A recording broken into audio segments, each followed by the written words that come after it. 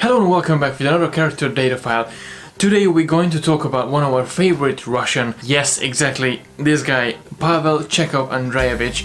In the age of 22, Mr. Chekov being assigned to the USS Enterprise as a navigator. But he proved to be a really good science officer as well along Mr. Spock, and his knowledge actually got so far, even Dr. McCoy had to, shut him down quite a few times because he was just kept talking, and it was a bit too much. The electric eel on Earth, the giant dry worm of Antos 4, the fluffy... Not the whole encyclopedia, Chekov. Spock's contaminating this boy, Jim. Mr. Chekov was famous of his Russian misconceptions. He always said everything coming from Russia. We will remember multiple occasions he actually said, this is a Russian invention, this is a Russian invention, and that is a Russian invention. I know you believe me already, but let's hear the man itself. I know this saying. It was invented in Russia. He disappeared again, like the cat in that Russian story. Don't you mean the English story, the Cheshire Cat? Cheshire? No, sir. Minsk, perhaps, Ah. but... It makes me homesick. Just like Russia. The area was first mapped by the famous Russian astronomer Ivan Burkov, almost 200... John Bird. Oh, Quador Triticale. I've read about this, but I've never seen any before. It's a Russian invention. You see, I told you. Being in his young age, he had multiple relationships, plus he had really good friendship with Mr. Sulu, Dr. McCoy, and even Lieutenant Uhura as well. And obviously, as a good Russian, his favorite drink was vodka. That actually Mr. Scott referred as soda pop. This is vodka. Where I come from, not soda pop. Well, this is a drink for a man. Scotch? Aye. Was invented by a little old lady from Leningrad. Moving on from the original series, he wasn't involved in the animated series that just literally came out after a couple of years after the original series finished. Instead of him, there was RX, the navigator of the ship back then. Although Walter Koenig never been really far away from Star Trek, he provided the script for the Infinite Vulcan episode. That actually is a really good episode, so I would definitely recommend to watch it. Moving on to the feature movies, he came back to the refit Enterprise. He became more just a navigator. He was the tactical and security officer of the ship. In Wrath of Khan we see him again, but he's been promoted as a commander and he's been assigned to the USS Reliant along Captain Terrell. We all know the incontinuity in this case. In Wrath of Khan, Khan started to talk to him as I never forget a face, but obviously we know Khan and Chekov never met in the Enterprise because by the time when Khan was there, Chekov wasn't even there. That's kind of a misconception that originally they didn't want to include to the movie. They sort of wanted to have Khan interacting with Chekov as a new character.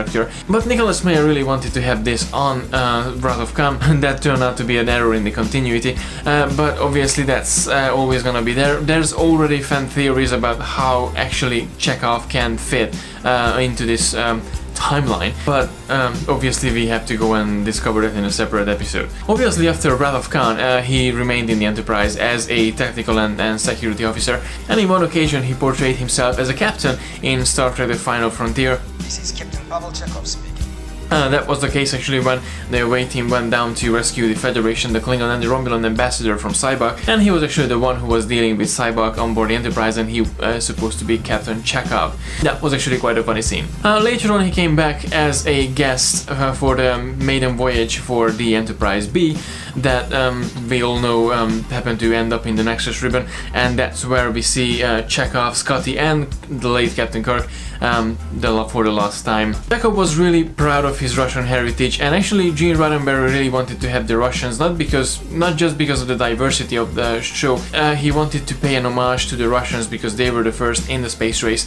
Sadly enough, while the original series aired in the US, in Russia, because of the Cold War, they didn't even know about the series, so they didn't even have the chance actually to check out Star Trek back then. Obviously now we all know, everyone knows about Star Trek and everyone knows about Mr. Chekov being a Russian on board the Enterprise, and in the 60s that was quite a big deal. Having a Russian on board, it wasn't just paying an homage, but it was really just to show the people, okay, we will be able to cope with each other in the future. I was watching a couple of interviews with Walter Koenig, who played the character, and he said he could have done a lot more with Mr. Chekov, in the course of the original series, but apparently the writers and the executives didn't really give him too much choice, too much opportunity actually to grow his character more than he was able to play with his character. Although I always liked Chekov as being on the Enterprise, and he really made a big contribution to the series and to the franchise as well. Obviously, after the official canonical Star Trek finished, Walter Koenig wasn't really far from his character.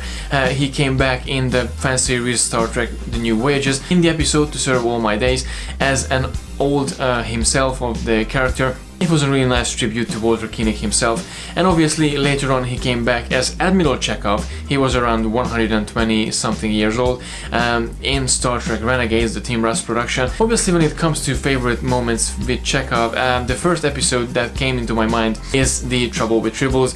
I just can't forget his face when he was talking with Captain Kirk. Captain Kirk was asking everyone who started the fight, and he was like, I don't know, Captain. Obviously, he was a really humble character, and his argument and his misconceptions between Kirk and Spock and even Scotty, he was just such a nice addition to the original series cast, and he really made a big contribution to the series. I think without Chekov, the original series wouldn't be the same. Obviously, when it comes to memorable moments, I think Star Trek The Voyage Home really comes to my mind again, because the character got really into his best, and he really served as a sort of a comic relief too, because a Russian being in 1988 or 86 in the street of San Francisco and asking for nuclear vessels. Nuclear vessels.